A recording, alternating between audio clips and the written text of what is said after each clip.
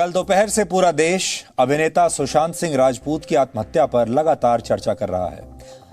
आज देश के दफ्तरों में, कैंटीन्स में, मोहल्लों से लेकर हर परिवार में इसी पर बात हो रही है कि आखिर सुशांत ने ऐसा क्यों किया। और हम आज इसी का एक विश्लेषण आपके लिए करेंगे, आपके परिवार के लिए करेंगे और आपको बताएंगे कि कैसे एक अभिनेता की आत्महत्या ने समाज के चेहरे से वो सारे मास्क हटा दिए हैं जिनके पीछे रिश्तों, प्यार और दोस्ती का खोखलापन छिपा होता है। एक नकारात्मक विचार और एक वायरस में यह फर्क होता है कि वायरस आपके शरीर को नुकसान पहुंचाता है और ये नकारात्मक विचार आपके मन को चोट पहुंचाते हैं। इसलिए वायरस और विचार, आज दोनों पर हम बात करेंगे और वायरस जैसे विचारों से हमेशा बचकर रहना चाहिए।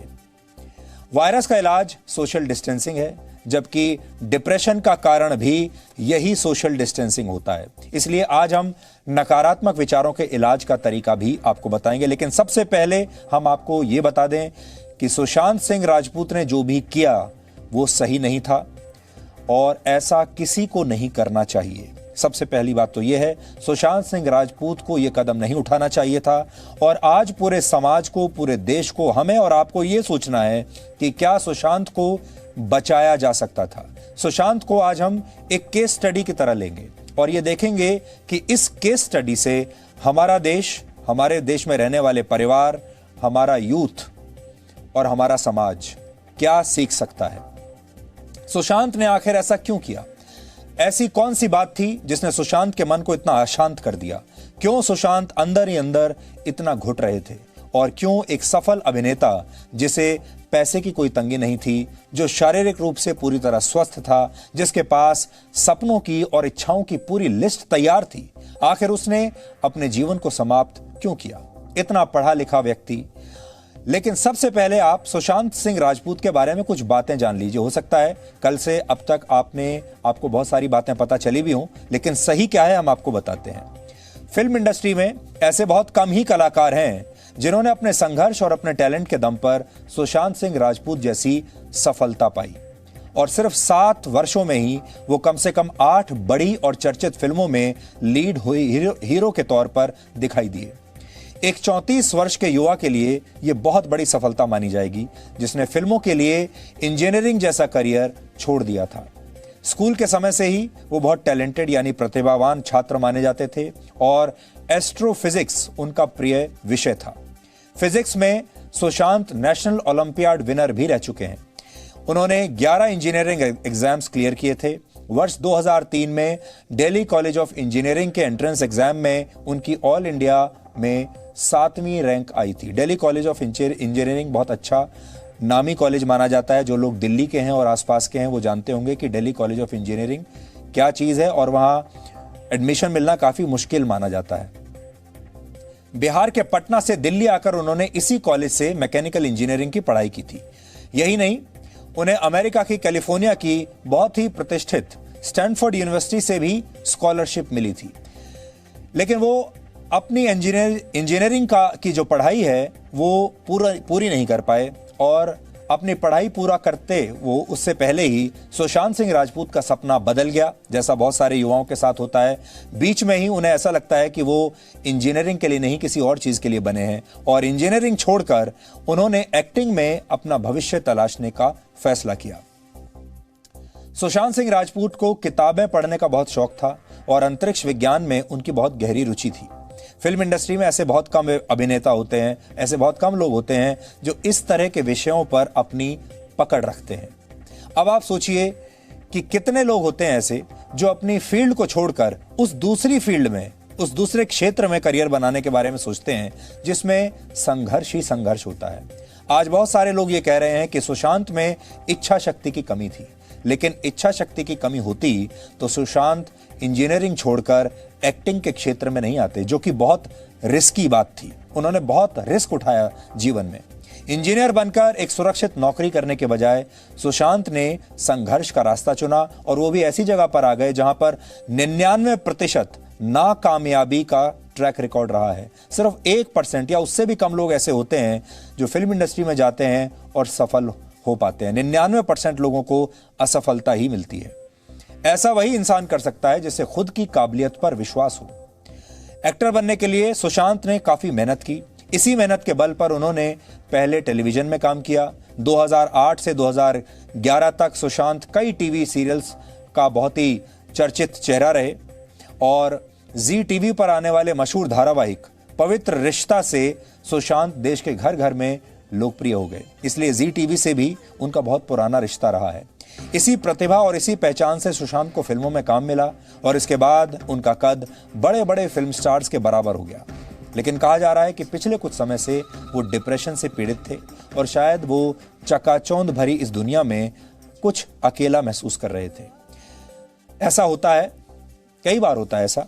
बड़ी सफलताओं के बावजूद कई बार कुछ लोग खुद को अकेला महसूस करते हैं और ऐसा तब होता है जब हम अंदर से बाहर की ओर देखते हैं, भीतर से बाहर की ओर जब हम देखते हैं। बाहर की दौड़ हमें परेशान करती है, बाहर की भीड़ हमें परेशान करती है। दौड़ में पीछे छूट जाने का जो डर है वो हमें अकेलापन महसूस कराता है। यानी जब आप अपने अंतर्मन से, अपने अंदर से बाहर की दुनिया को जब आप देखते हैं तो आपको अकेलापन लगता है, आपको लगता है कि मैं कितना अकेला हूं। लेकिन इसके विपरीत जब आप बाहर से अंदर की ओर देखते हैं तो आपको यही अकेलापन एकांत जैसा अनुभव देता है।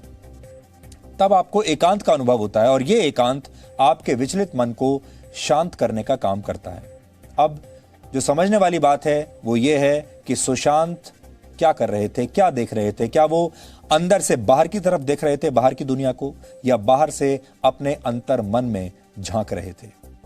सुशांत की आत्महत्या हमें याद दिलाती है कि दौलत और शोहरत इस बात की गारंटी नहीं है कि आपको डिप्रेशन नहीं हो सकता। जैसा अभी हमने आपको बताया कि अकेलापन और एकांत में फर्क होता है। सुशांत मुंबई में अकेले रहते थे, लेकिन वो अकेले थे या उन्हें एकांत की अनुभूति होती थी, ये समझना जरूरी है।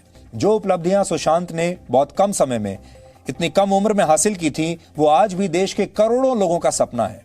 इन उपलब्धियों का जिक्र आते ही सुशांत के चेहरे पर एक मुस्कुराहट हमेशा आ जाया करती थी। लेकिन न जाने ऐसी करोड़ों मुस्कुराहटों के पीछे कितना गम और कितने दुख छिपे होते हैं। इसीलिए आज जो समझने वाली बात है वो ये, आपके आसपास भी बहुत सारे लोग ऐसे होंगे जो मुस्कुराते रहते हैं, जो ठीक दिखते हैं, लेकिन आप कह नहीं सकते कि उनके पीछे कितना दुख है। लोग इसलिए मुस्कुराते हैं ताकि वो दूसरों को अच्छा महसूस करा पाएं, लेकिन इस मुस्कुराहट के पीछे कई बार एक घुटन और एक दुख भी छुपा होता है। और कई बार यही घुटन और यही दुख इस तरह के हादसों की वजह बन जाते हैं। इस घुटन को कम करने के लिए हमने आज से एक हैशटैग शुरू किया है और यह हैशटैग हमने आपके लिए दिया है, उन करोड़ों लोगों के लिए दिया है जो इस तरह की घुटन महसूस करते हैं। यह हैशटैग है अनटोल्ड स्टोरी। इस वक्त आपकी स्क्रीन पर है। हम सबके जीवन में ऐसी कई कहानियां होती हैं जिन्हें सुनने वाला कोई नहीं होता, उन्हें कोई सुनना नहीं चाहता, और यही कहानियां धीरे धीरे हमें एक ऐसे किरदार में बदल देती हैं जिसका जीवन दूसरों के लिए तो लाइट, कैमरा और एक्शन वाला होता है, लेकिन पैकअप हो जाने के बाद का जीवन किसी को दिखाई नहीं देता। हर बड़ा एक्टर दिन भर शूटिंग करता है, दिन भर सामने कैमरा होता है, लाइट और एक्शन होता है, लेकिन कैमरा 24 घंटे नहीं चलता। ये लाइट्स 24 घंटे जली हुई नहीं रहती, इसके बाद अंधेरा होता है, और ये एक्शन भी 24 घंटे नहीं रहता। जब पैकअप हो जाता है तो यही स्टार अपने घर जाता है, और जो घर में हो सकता है उतनी चकाचौंध ना होती हो सकता है घर में अंधेरा रहता हो। और हर बड़े व्यक्ति के पीछे एक अनटोल्ड स्टोरी जरूर रहती है, और मुझे यकीन है आप सब जो देख रहे हैं आज हमको, आपके मन में भी, आपके जीवन में भी एक ना एक ऐसी कोई अनसुनी कहानी, अनटोल्ड स्टोरी जरूर होगी जो आपके मन पर बोझ बनकर इस समय बैठी होगी, और इसे आप किसी को बता नहीं सकते। इसलिए आज ये हैशटैग खास तौर पर आपके लिए और दुनिया में हर उस व्यक्ति के लिए हमने क्रिएट किया है जो अपनी एक अनटोल्ड स्टोरी रखता है और किसी को बता नहीं पाया। असल में पूरी दुनिया में चलन ये है, फैशन ये है कि लोग सिर्फ सफलता की कहानियों को सुनना चाहते हैं। वो कहानियां सुनना चाहते हैं जिनमें चकाचौंध हो, वो कहानियां सुनना चाहते हैं जिनसे उन्हें प्रेरणा मिल सके, वो कहानियां सुनना चाहते हैं जिसमें अंत में जीत हमेशा नायक की होती है। लेकिन बहुत सारी कहानियां ऐसी भी होती हैं जिसमें नायक हार जाता है, जिसमें जीत नहीं होती, जिसमें चकाचौंध नहीं होती, जिनमें अंधेरा होता है। लेकिन उन कहानियों को कोई सुनना नहीं चाहता। हो सकता है कि सुशांत की भी ऐसी ही कोई कहानी रही हो, और उस कहानी को सुनने वाला उनके जीवन में कोई ना हो। अगर उन्होंने इस कहानी को किसी के साथ शेयर कर लिया होता, ऐसे ही जैसे हम आज आपसे कह रहे हैं, तो हो सकता है सुशांत ने ये कदम ना उठाया होता। फिल्मों में सुशांत को जो भी अवसर मिले वो किसी गॉडफादर की वजह से नहीं मिले, बल्कि उनके टैलेंट की वजह से मिले।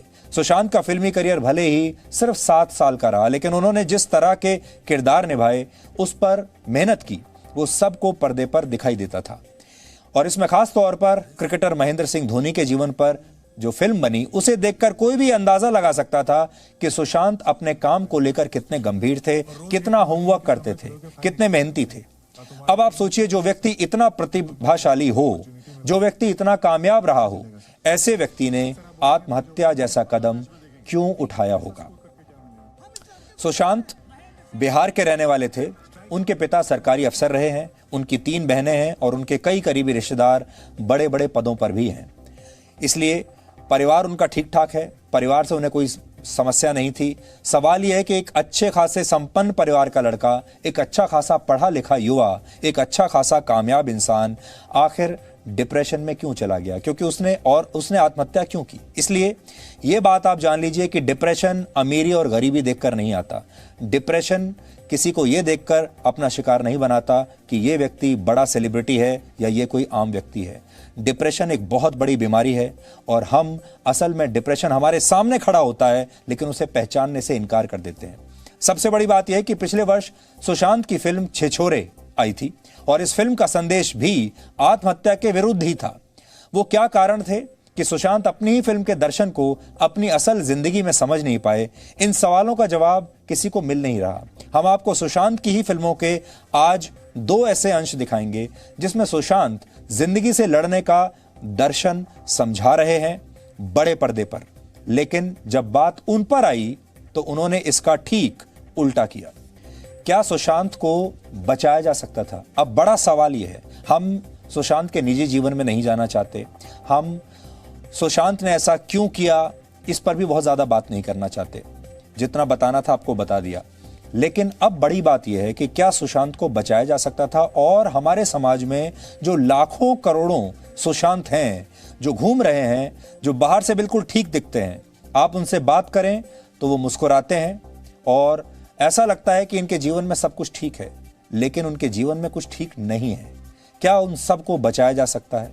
इसका जवाब किसी के पास नहीं है कि वो बच सकते थे या नहीं। सच ये है कि सुशांत को कोई ना कोई बात थी जो अंदर ही अंदर उन्हें परेशान कर रही थी। कोई नहीं जान सकता कि उनके मन में क्या चल रहा था, लेकिन किसी भी व्यक्ति का सोशल मीडिया अकाउंट कई बार उसके आईने की तरह होता है। दिसंबर के बाद यानी पिछले 6 महीने से सुशांत ने ट्विटर पर कुछ भी नया पोस्ट नहीं किया। इसलिए आज हमने सुशांत का जो सोशल मीडिया अकाउंट्स हैं उनको भी हमने देखा। 6 महीने से उन्होंने ट्विटर पर कुछ नहीं डाला था।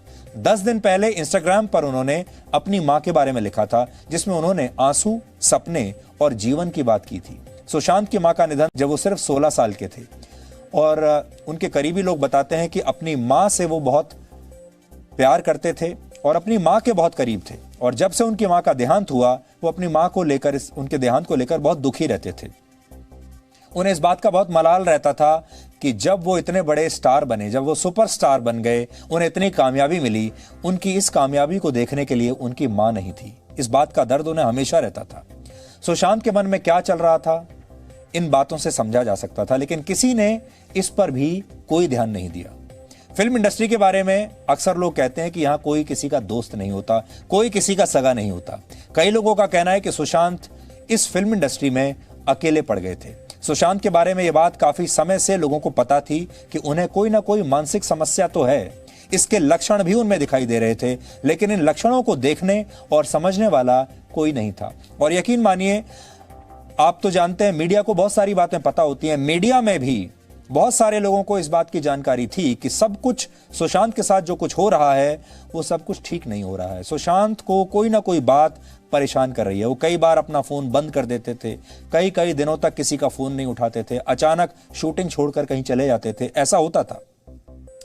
और ऐसा लगता है कि सुशांत को जानने वाले फिल्म इंडस्ट्री के अधिकतर लोग अचानक उस समय प्रोफेशनल हो गए। जब उन्हें इन लोगों की सबसे ज्यादा जरूरत थी, मदद की जरूरत थी, तो ये सारे लोग अचानक से प्रोफेशनल हो गए। इनके अंदर प्रोफेशनलिज्म आ गया।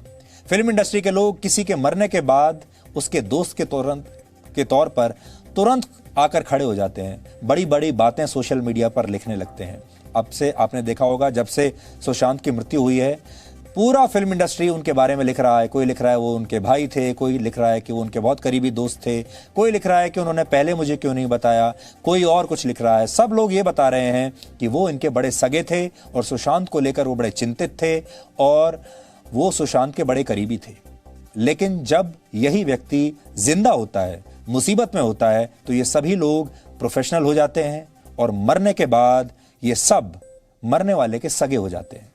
शायद लोगों का यही व्यवहार एक बड़ी वजह है कि हर खूबी होने के बावजूद सुशांत के लिए फिल्म इंडस्ट्री में धीरे धीरे स्थिति खराब होने लगी थी। सुशांत को फिल्म इंडस्ट्री में काम तो मिल रहा था, लेकिन शायद इंडस्ट्री के लोगों से उनका दिल नहीं मिल रहा था। और यह बात किसी से छुपी नहीं है कि सुशांत ने फिल्म इंडस्ट्री में जितनी परेशानियों का सामना किया, उन परेशानियों से हर उस व्यक्ति को गुजरना पड़ता है जो फिल्म इंडस्ट्री में बाहर से आता है, जो किसी फिल्मी खानदान से नहीं आता। क्योंकि एक ऐसी इंडस्ट्री है जिसमें आपको अच्छा काम तभी मिलता है जब आपकी पहचान आपके फिल्मी परिवार से हो। ज्यादातर मामलों में इसे आप फिल्मी दुनिया का वो परिवारवाद भी कह सकते हैं जो कई बार आपको राजनीति में भी देखने को मिलता है।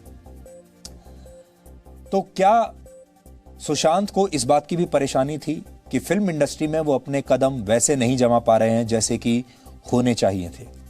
उन्हें अच्छे ऑफर्स और फिल्में और कामयाबियां बहुत जल्दी मिल रही थी और ये परिवारवाद के कुछ लोगों के लिए सफलता का एक पासपोर्ट भी बन जाता है कि जब सुशांत जैसे लोग बाहर से आते हैं तो उन्हें बहुत मेहनत करनी पड़ती है, लेकिन जब फिल्मी परिवार के जो लोग होते हैं उन्हें इतना संघर्ष कई बार नहीं करना पड़ता। इस बारे में जितने लोग हैं उनकी अलग अलग राय है। कुछ लोग कहते हैं ये सही है, कुछ लोग कहते हैं ये गलत है।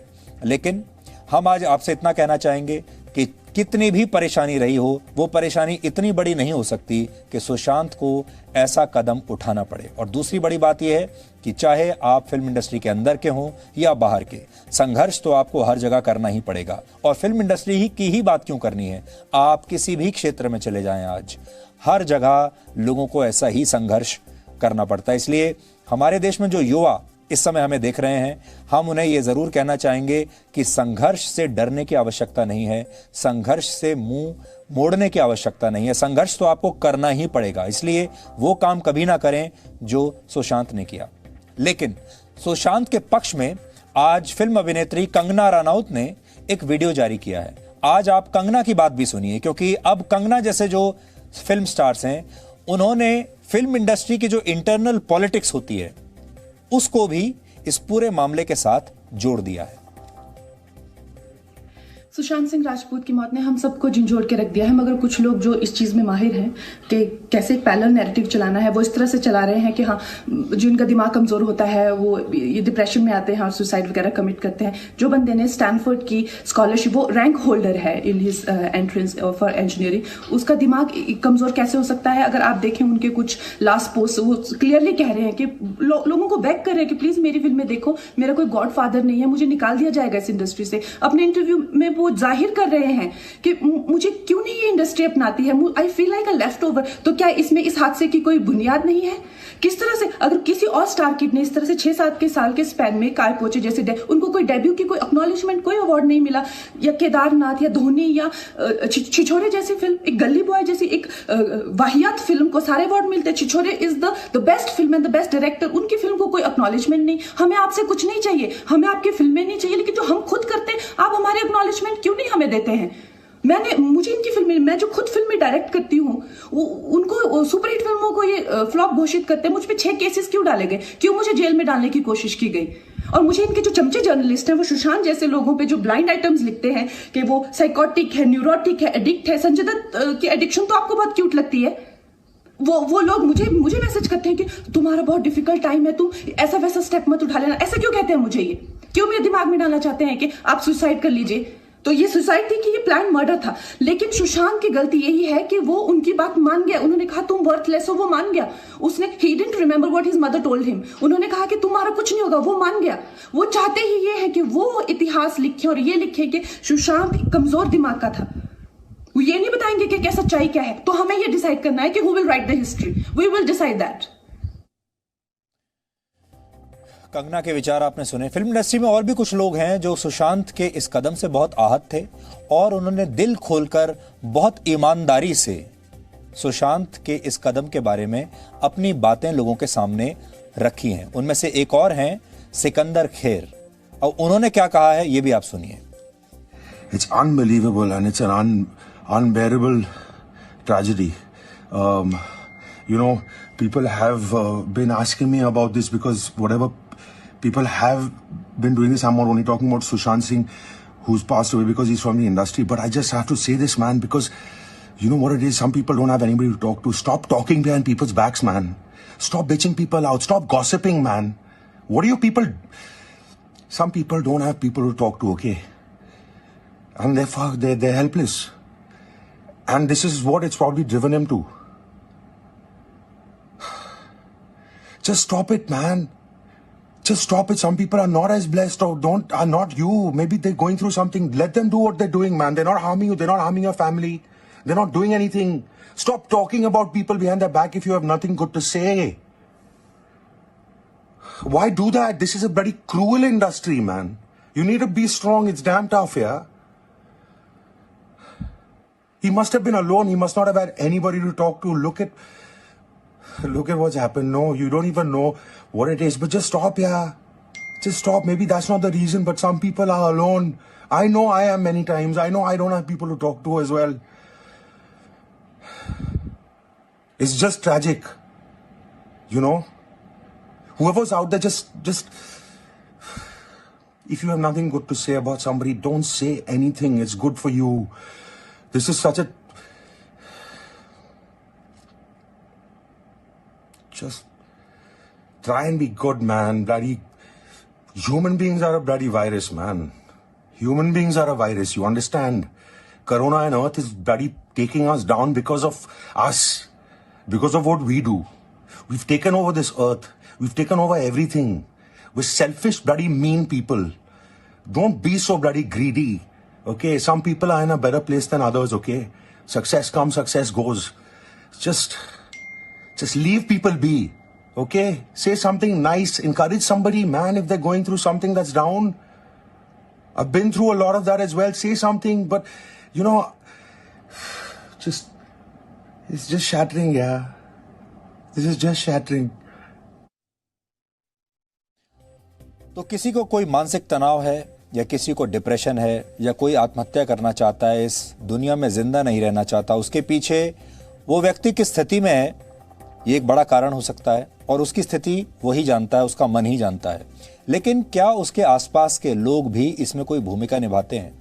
क्या लोग, देखिए सबसे बड़ा सवाल लोगों पर ही उठ रहा है और सिकंदर खेर तो लोगों को एक वायरस की तरह बता रहे हैं। इसका मतलब क्या हुआ कि समाज में जो लोग हैं या जो लोग हमारे आसपास हैं वो किस तरह की भूमिका हमारे जीवन में निभा रहे हैं? क्या वो हमें सकारात्मक विचार दे रहे हैं या नकारात्मक विचार दे रहे हैं? वो हमें मजबूत बना रहे हैं या वो हमें कमजोर बना रहे हैं, दीवार की तरफ धकेल रहे हैं? कहते हैं इस सृष्टि का निर्माण एक विस्फोट के साथ हुआ था और इससे पहले पूरा ब्रह्मांड एक बिंदु पर केंद्रित था। वैज्ञानिक भाषा में इसे बिग बैंग थ्योरी कहते हैं। यह घटना करीब 1400 करोड़ वर्ष पहले हुई थी और वैज्ञानिकों के मुताबिक ब्रह्मांड का विस्तार आज भी हो रहा है जिसे रोका नहीं जा सकता। पर आप सोच रहे होंगे कि आज हम इस बिग बैंग थ्योरी का जिक्र क्यों कर रहे हैं? दरअसल इंसानों के मन में भी इच्छाओं के ऐसे असंख्य विस्फोट होते रहते हैं जिनका विस्तार रोकना लगभग असंभव हो जाता है।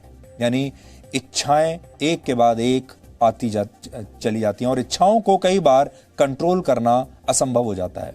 रात के अंधेरे में अक्सर अपने टेलीस्कोप से अंतरिक्ष की गहराइयों को नापने के शौकीन सुशांत सिंह के मन में अधूरी इच्छाओं के कौन से ऐसे विस्फोट हो रहे थे, इसका पता लगाना अब तो बहुत मुश्किल है। स्पेस साइंस सुशांत के सबसे पसंदीदा विषयों में से एक था। सितारों को करीब से देखने के लिए उन्होंने दुनिया का सबसे एक एडवांस्ड टेलीस्कोप भी खरीदा था। वो अक्सर रात भर अपने महंगे टेलीस्कोप से सितारों और आकाश गंगाओं को वहां बैठकर देखा करते थे। इतना ही नहीं, वर्ष 2018 में उन्होंने चंद्रमा पर जमीन का एक टुकड़ा भी खरीदा था और वो अक्सर मजाक में कहते थे कि वो अपने इस बड़े से टेलीस्कोप से चंद्रमा पर अपनी जमीन की निगरानी करते हैं। लेकिन अंतरिक्ष की गहराइयों में झांकने वाले एक अभिनेता के मन की गहराइयों में क्या चल रहा था, इसका कभी किसी को पता ही नहीं लगा। काश एक ऐसी दूरबीन बनाई जा सके, एक ऐसी टेलीस्कोप बनाई जा सके जो लोगों के मन में झांकने की क्षमता रखती हो और भावनाओं के सितारे गर्दिश में आने से पहले ही उसकी सूचना वो दे सकती हो। लेकिन अपने मन में सिर्फ आप खुद ही झांक सकते हैं और समय रहते ये पता कर सकते हैं कि कहीं कोई इच्छाओं का एस्ट्रॉयड या क्षुद्र ग्रह आपकी आत्मा को चोट पहुंचाने के लिए आपकी तरफ बढ़ तो नहीं रहा है। सुशांत का सपना था कि वो एक दिन विज्ञान की सबसे बड़ी प्रयोगशाला सर्न जाएं। पिछले साल उन्होंने अपना ये सपना पूरा भी कर लिया, लेकिन वो शायद इस प्रयोगशाला से एक महत्वपूर्ण सबक सीख नहीं पाए। आपको बता दें कि सर्न दुनिया में फिजिक्स की सबसे बड़ी प्रयोगशाला मानी जाती है। सर्न के वैज्ञानिक गॉड पार्टिकल की खोज कर रहे हैं। वैज्ञानिक प्रयोगशाला में ऐसा कर रहे हैं, लेकिन गॉड पार्टिकल यानी ईश्वरीय कण हर इंसान में मौजूद होते हैं, क्योंकि हम सब ईश्वर की ही रचना है। अपने अंदर मौजूद इन ईश्वरीय कणों को देखने के लिए आपको विज्ञान की नहीं, मन की प्रयोगशाला में खुद को तलाशने की जरूरत होती है। लेकिन अफसोस, लोग ऐसा कर नहीं पाते। आत्महत्या भारत में एक महामारी का रूप ले रही है। अब आपको यह समझना होगा, महामारी तो आजकल आप भी देख रहे हैं। कोरोना वायरस अपने आप में एक महामारी लेकर आया है जिससे हम सब इस समय संघर्ष कर रहे हैं। और इसीलिए हमने शुरुआत में आपसे कहा, वायरस और विचार। वायरस भी हमें मार रहा है और विचार भी हमारी हत्या कर रहे हैं या फिर आत्महत्या करने पर मजबूर कर रहे हैं, क्योंकि इंसान का दिमाग उसके कंट्रोल में नहीं है।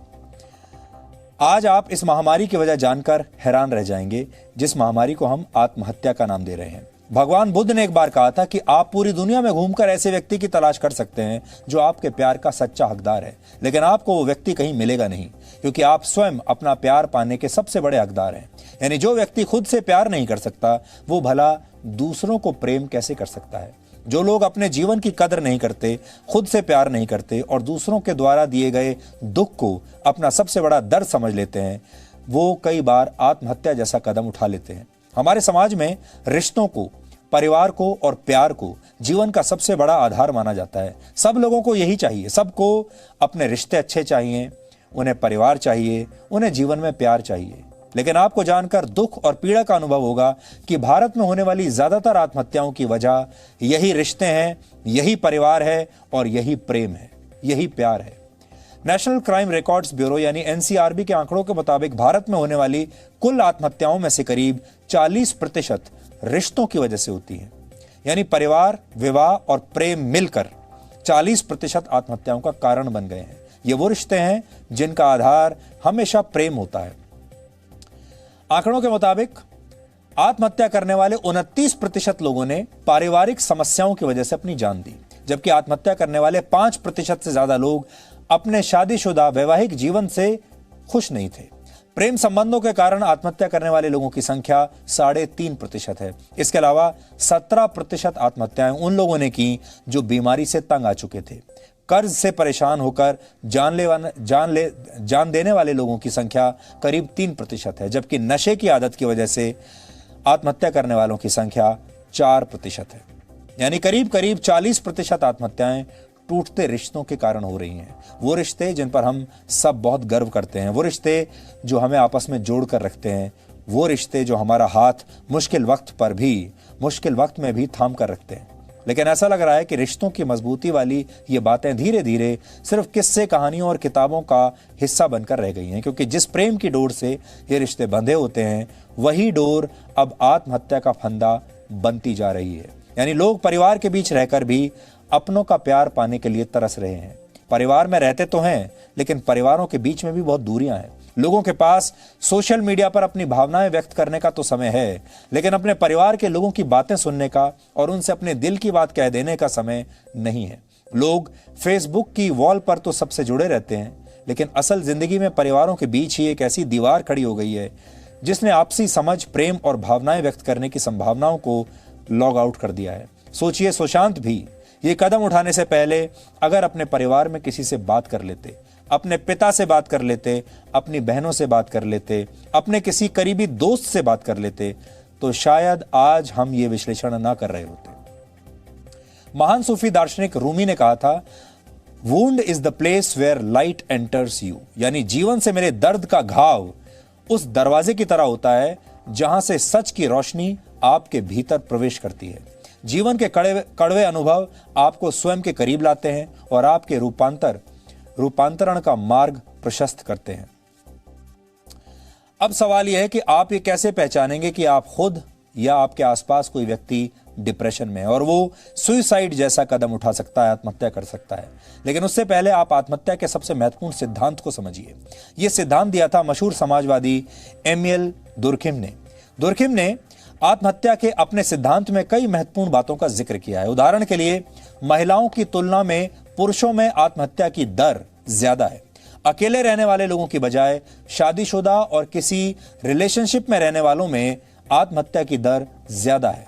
उनका सिद्धांत यह भी कहता है कि युद्ध काल से ज्यादा आत्महत्याएं शांति काल में होती हैं और कम पढ़े लिखे लोगों के मुकाबले शिक्षित लोग ज्यादा आत्महत्याएं करते हैं। अगर आप आज के आंकड़ों पर गौर करेंगे तो 123 साल पहले कही गई ये बातें आज भी सच लगती हैं। अब हम आपको बताते हैं कि आप डिप्रेशन के शिकार किसी व्यक्ति की पहचान कैसे कर सकते हैं अगर आपके आसपास कोई है तो। अगर आपके आसपास कोई व्यक्ति अधिकतर समय दुखी रहता है, करीब हर दिन और हर क्षण वो दुखी, नाउम्मीद और निराशावादी दिखता है, अगर उसे लगता है कि उसके जीवन का कोई मूल्य नहीं रह गया है या फिर उसके मन में कोई अपराध बोध है जिसका जिक्र वो बार बार करता है, अगर वो अपना ध्यान केंद्रित करने, कुछ याद रखने और कोई भी फैसला कर पाने में असफल होने लगता है, तो ऐसा व्यक्ति डिप्रेशन का शिकार हो सकता है। इसके अलावा अपनी मनपसंद चीजों में उसका मन नहीं लगता हो, किसी के साथ समय बिताने की इच्छा ना होती हो, किसी से बात करने का मन ना होता हो, लोगों से मिलना जुलना बंद कर दे, ठीक से सोना या जरूरत से ज्यादा सोना डिप्रेशन का लक्षण हो सकते हैं। इसके अलावा अगर उसे मृत्यु या आत्महत्या के विचार आ रहे हैं तो आपको सावधान हो जाना चाहिए और फौरन किसी मनोचिकित्सक या मनोवैज्ञानिक से, साइकोलॉजिस्ट से बात करनी चाहिए। बीमारी का पता चलने पर अधिकतर मामलों में साइकोथेरेपी से, दवाओं का या फिर दोनों तरीकों से ही उपचार हो सकता है। काउंसलिंग सेशन हो सकते हैं और दवाएं भी दी जा सकती हैं और इसमें 2 से 4 हफ्ते ही लगते हैं। हालांकि कुछ मामलों में इलाज थोड़ा लंबा भी हो सकता है, लेकिन सब्र रखने पर धीरे धीरे इलाज का असर होने लगता है। और सुशांत के करीबियों का कहना है कि वो भी अपना इलाज करवा रहे थे। हमने आपको डिप्रेशन के जो लक्षण बताए उन्हें पहचानने में ज्यादा से ज्यादा 2 हफ्ते लगने चाहिए, लेकिन हमारे यहां ऐसा होता नहीं। सुशांत के बारे में कहा जा रहा है कि वो करीब 6 महीने से डिप्रेशन में थे। अब इसका कारण कुछ भी हो, लेकिन सुशांत कई महीनों से इस तरह की मानसिक स्थिति से गुजर रहे थे। सच्चाई यही है कि डिप्रेशन से पीड़ित व्यक्ति के बारे में कई महीने तक पता नहीं चलता, क्योंकि जिस व्यक्ति को इस तरह के लक्षण हैं वो खुद ये बात किसी से कहता नहीं और या फिर किसी हिचक की वजह से किसी को बताना नहीं चाहता। आसपास के लोग भी इस पर ध्यान नहीं देते या फिर उन लोगों को मानसिक स्वास्थ्य से जुड़ी कोई भी समस्या, बीमारी लगती ही नहीं है। इसलिए जो खास बात हम सब के लिए समझने की है वो ये है कि डिप्रेशन को हम ये माने कि एक बहुत बड़ी बीमारी है और ये जानलेवा हो सकती है और ये बीमारी किसी को भी हो सकती है। सफल लोगों को भी हो सकती है, असफल लोगों को भी हो सकती है, अमीर लोगों को भी हो सकती है, गरीबों को भी हो सकती है। ये हमारे समाज की एक ऐसी कड़वी सच्चाई है कि मानसिक स्वास्थ्य को हम गंभीरता से नहीं लेते, जबकि भारत में हर 20 लोगों में एक व्यक्ति डिप्रेशन का शिकार है। विश्व स्वास्थ्य संगठन के मुताबिक अमेरिका और चीन के बाद भारत डिप्रेशन से पीड़ित तीसरा बड़ा देश है दुनिया में। भारत में 20 करोड़ लोग हैं जो किसी न किसी मानसिक बीमारी से पीड़ित हैं। देश में 15 से 29 वर्ष के आयु वर्ग में करीब 15% ऐसे युवा हैं जिन्हें मानसिक स्वास्थ्य की कोई ना कोई समस्या है। किसी को एग्जाम से डर लगता है, किसी को सफलता से डर लगता है, किसी को असफल होने से डर लगता है। और जैसा कि अक्सर कहा जाता है कि लोगों के पास सफलता के रोड मैप तो हैं, लेकिन असफल होने के बाद क्या करेंगे इसका रोड मैप नहीं है। विश्व स्वास्थ्य संगठन का ही आंकड़ा है कि दुनिया में हर 4 में से एक व्यक्ति अपने जीवन के किसी न किसी मोड़ पर किसी मानसिक बीमारी से पीड़ित होता है। दुनिया में 45 करोड़ लोग हैं जो इस वक्त ऐसी ही किसी न किसी मानसिक बीमारी से लड़ रहे हैं। और सबसे खतरनाक बात यह है कि डिप्रेशन की वजह से आत्महत्या होती है और दुनिया में हर वर्ष करीब 8 लाख लोग इसी की वजह से खुद की जान ले लेते हैं। आज हमने आत्महत्या को अध्यात्म की नजर से समझने की कोशिश की है। और क्या आपने कभी यह समझने की कोशिश की कि कोई पशु आत्महत्या क्यों नहीं करता, इंसान ही क्यों करता है? कोई वृक्ष आत्महत्या क्यों नहीं करता, सिर्फ इंसान ही आत्महत्या क्यों करते हैं? इसके पीछे कारण क्या है? ऐसा क्यों है कि पूरी प्रकृति में सिर्फ मनुष्य ने ही अपने चारों ओर दुख और निषाद यानी एक भयावह मानसिक विकार का वातावरण निर्मित कर लिया है? इस विषय पर आध्यात्मिक गुरु ओशो कहते हैं कि पशु वृत्तियों यानी इंस्टिंक्ट के द्वारा जीते हैं, वो बोध से नहीं जीते। वो प्रकृति द्वारा संचालित होते हैं, वो यंत्रवत जीते हैं। उन्हें कुछ सीखना नहीं है, वो उसे लेकर ही जन्म लेते हैं जो सीखने योग्य है। उन्हें कुछ नया नहीं सीखना। उन्हें जीने और सुखी होने के लिए जो भी चाहिए वो उनमें बिल्ट इन है, उनमें पहले से मौजूद है, उसका ब्लूप्रिंट पहले से तैयार है। जबकि जब कोई मनुष्य जन्म लेता है तो उसके पास कोई वृत्ति नहीं होती, कोई ब्लूप्रिंट नहीं होता। मनुष्य को अपना मार्ग स्वयं निर्मित करना होता है। वृत्ति की जगह विवेक से काम लेना है, वृत्ति की जगह बोध से काम लेना है। मनुष्य यंत्र की भांति नहीं चल सकता, वो एक यंत्र नहीं है। लेकिन समस्या यह है कि विवेक और बोध के साथ जीना हर किसी को आता नहीं। इंसान पशु की भांति भी नहीं जी सकता और उसे यह भी नहीं पता कि जीने का कोई और ढंग भी है। और यहीं से समस्या शुरू होती है और आत्महत्या इसी समस्या और इसी द्वंद्व का परिणाम है। जो लोग कामयाबी के शिखर पर होते हैं वो एक वक्त पर अक्सर खुद को अकेला महसूस करते ही हैं। अंग्रेजी में इसके लिए कहा गया है it's very lonely at the top. ऐसे लोगों की जिंदगी ऊपर से जितनी चमकदार दिखती है उस जिंदगी में अंदर बहुत खालीपन होता है। आज हम आपसे यही कहना चाहेंगे कि हर व्यक्ति के जीवन में एक ना एक कहानी अनटोल्ड स्टोरी है। उस कहानी को वो किसी को बता नहीं पाया है। आप चाहें तो उस कहानी को सुन सकते हैं। और जिन लोगों के मन में ऐसी कहानियां हैं वो भी अगर चाहें तो आज ही अपने परिवार में किसी से बात कर सकते हैं, अपने दोस्तों से बात कर सकते हैं, अपना मन हल्का कर सकते हैं और वायरस जैसे इस तरह के विचारों को तुरंत आप अपने शरीर से बाहर निकाल दीजिए, अपने मन से बाहर निकाल दीजिए। आपने कोरोना वायरस के बारे में सुना होगा। कोरोना वायरस के लिए कहते हैं आप हाथ धो लीजिए और सैनिटाइजर का प्रयोग कीजिए। लेकिन अपने दिमाग के लिए आप कौन से सैनिटाइजर का प्रयोग करेंगे? इसलिए इस सैनिटाइजर को ढूंढिए जो आपके मन में जो इस तरह के वायरस जैसे विचार हैं उन विचारों को वो खत्म कर सके और आपको मानसिक रूप से दोबारा से वो स्वस्थ बना सके। Presenting B News app available on Google Play and App Store. Download it now.